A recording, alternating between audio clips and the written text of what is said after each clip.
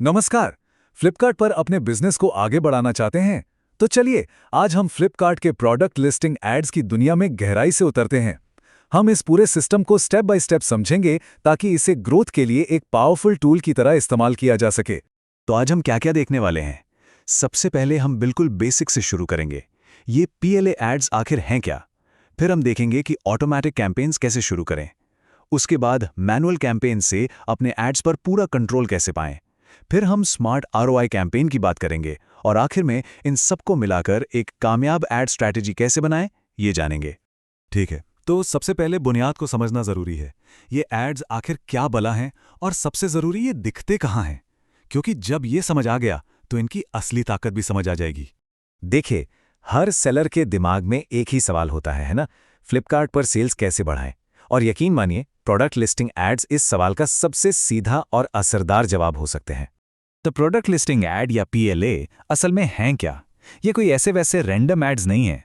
ये sponsored ads होते हैं जो आपके प्रोडक्ट को फ्लिपकार्ट पर ठीक उन जगहों पर दिखाते हैं जहां कस्टमर्स कुछ खरीदने के इरादे से सर्च कर रहे होते हैं। मतलब सही समय पर सही जगह सही ग्राहक।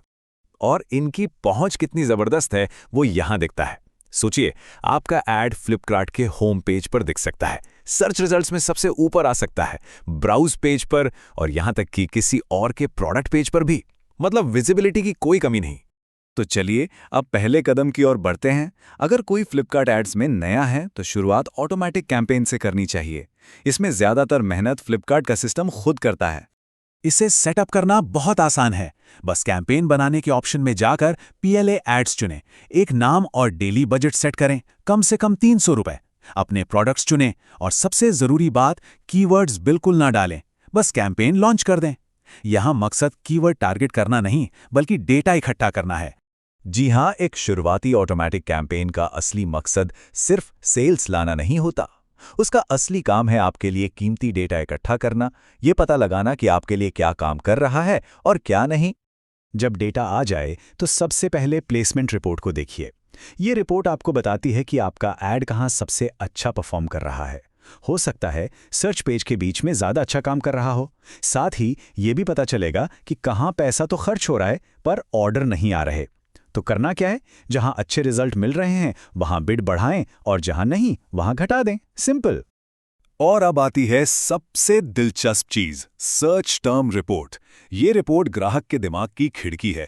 इससे पता चलता है कि लोगों ने असल में क्या सर्च किया जब आपका ऐड दिखा। यहां से हमें वो सुनहरे कीवर्ड्स मिलते हैं जिनसे बिक्री हुई, और साथ ही वो बेकार कीवर्ड्स भी जिन पर पैसा बर्बाद हो रहा है। बस यहीं से हमें अपनी पॉजिटिव और नेगेटिव कीवर्ड्स की लिस्ट बनानी है। अच्छा, तो एक बार जब ऑटोमेटिक कैंपेन से अच्छे कीवर्ड्स की लिस्ट हाथ लग जाए तो अब समय है गेम को अगले लेवल पर ले जाने का, यानी मैनुअल कैंपेन के साथ पूरा कंट्रोल अपने हाथ में लेने का। यही प्रोफेशनल स्ट्रैटेजी है। ऑटो कैंपेन से जो इंटेलिजेंस या जानकारी मिली है उसी का इस्तेमाल करके एक बहुत ही टारगेटेड और असरदार मैनुअल कैंपेन लॉन्च करना। यह हवा में तीर चलाने जैसा नहीं, बल्कि सोच समझकर निशाना लगाने जैसा है। अब मैनुअल कैंपेन में इन दोनों का फर्क समझना बहुत जरूरी है। देखिए, फ्रेज मैच एक तरह से बड़ा जाल फेंकने जैसा है। मान लीजिए आपका कीवर्ड है स्किन केयर सोप, तो अगर कोई पुरुषों के लिए best skin care soap search करता है तब भी आपका ऐड दिख सकता है। दूसरी तरफ है एग्जैक्ट मैच। ये एक लेजर की तरह है। आपका ऐड सिर्फ और सिर्फ तभी दिखेगा जब कोई ठीक स्किन केयर सोप सर्च करेगा, कुछ भी आगे पीछे नहीं। एक की पहुंच ज्यादा है, दूसरे की सटीकता। तो मैनुअल कैंपेन की स्ट्रैटेजी क्या होनी चाहिए। 2 से 3 शब्दों वाले कीवर्ड्स को फ्रेज मैच में टारगेट करें। अपनी नेगेटिव कीवर्ड्स वाली लिस्ट जरूर इस्तेमाल करें ताकि फालतू खर्च बचे। कीवर्ड रिपोर्ट को लगातार देखें कि कौन से कीवर्ड्स असल में फायदा दे रहे हैं, और हां, जिन प्लेसमेंट्स ने ऑटो कैंपेन में अच्छा काम किया था उन पे बिड ज्यादा रखें। करीब 1 महीने तक ऑटो और मैनुअल कैंपेन यानी सीपीसी कैंपेन चलाने के बाद जब हमारे पास अच्छा खासा डेटा इकट्ठा हो जाता है, तब हम सबसे एडवांस स्टेप पर जा सकते हैं, स्मार्ट आरओआई कैंपेन। एक बात साफ समझ लें, यह शुरुआत करने के लिए नहीं है, यह बिजनेस को स्केल करने का टूल है। इसका इस्तेमाल तभी करें जब आपके पास कम से कम 1 महीने का डेटा हो, आपके पास सफल कीवर्ड्स की एक पक्की लिस्ट हो और आपने उन कीवर्ड्स को अपनी प्रोडक्ट लिस्टिंग के बैकएंड में भी अपडेट कर दिया हो। और हाँ, ये सिर्फ उन्हीं प्रोडक्ट्स के लिए है जिनसे पहले भी एड्स के जरिए ऑर्डर आ चुके हैं। स्मार्ट आरओआई का तरीका थोड़ा अलग है।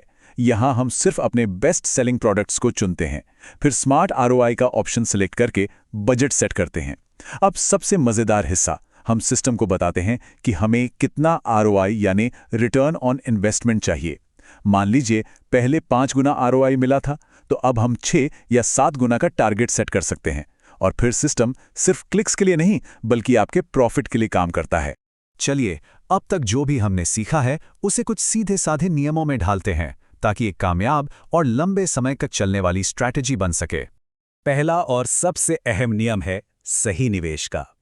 एक सीधा सा हिसाब है, आपके प्रोडक्ट की सेलिंग प्राइस जितनी भी है, आपका डेली एड बजट कम से कम उसका दोगुना होना चाहिए। अगर 500 रुपए का प्रोडक्ट है तो रोज कम से कम 1000 रुपए का बजट रखें, ताकि सिस्टम तेजी से डेटा इकट्ठा कर सके और नतीजे दे। दूसरी बात, प्रॉफिट मार्जिन। अगर आप एड्स चला रहे हैं और साथ ही सबसे कम दाम पर बेचने की होड़ में भी हैं, तो ये स्ट्रैटेजी काम नहीं करेगी। ये पक्का करें कि आपके पास इतना मार्जिन हो कि ऐड का खर्चा निकालने के बाद भी अच्छा प्रॉफिट बचे। तो ग्रोथ का रास्ता कैसा दिखता है? शुरुआत करें ऑटोमेटिक कैंपेन से, ताकि अच्छे कीवर्ड्स मिल सकें। फिर मैनुअल कैंपेन से उन कीवर्ड्स को और बेहतर तरीके से टारगेट करें। जब सब कुछ सही चलने लगे तो स्मार्ट आरओआई कैंपेन से प्रॉफिट को मैक्सिमाइज करें। और एक काम जो हमेशा करते रहना है, अपनी पॉजिटिव और नेगेटिव कीवर्ड्स की लिस्ट को लगातार अपडेट करना।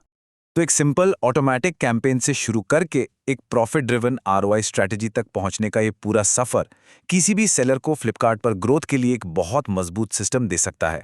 अब सवाल सिर्फ एक ही है, क्या आपकी एड स्ट्रैटेजी